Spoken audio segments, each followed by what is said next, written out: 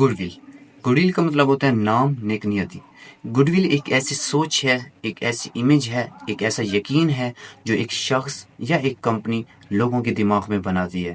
کیسے؟ ایگزامپل دیکھیں، یہاں پہ دو کمپنیز ہیں اور وہ موبائلیں بناتی ہیں دونوں، اور ان کی موبائلیں جو ہیں اچھی خاصی چل رہی ہیں، لوگوں کے دماغ میں ان کی گڈ ول بن گئی ہے، ایک اچھی سوچ بن گئی ہے، ایک یقین بن گئی ہے.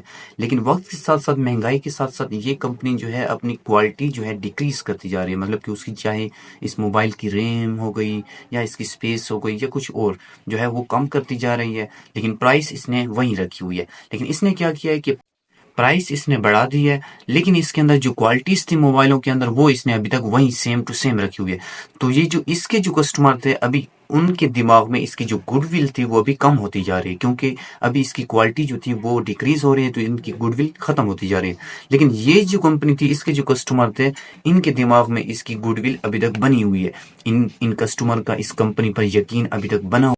ایگزامپل دیکھیں کہ if we decrease the quality we will lose goodwill. اگر ہم نے اپنی کوالٹی کم کر دی تو ہم اپنی گڈ ول کھو دیں گے. ہم اپنا جو نام ہے، ایک سوچ ہے، ایک یقین ہے لوگوں کے دماغ میں، وہ ہم کھو دیں گے.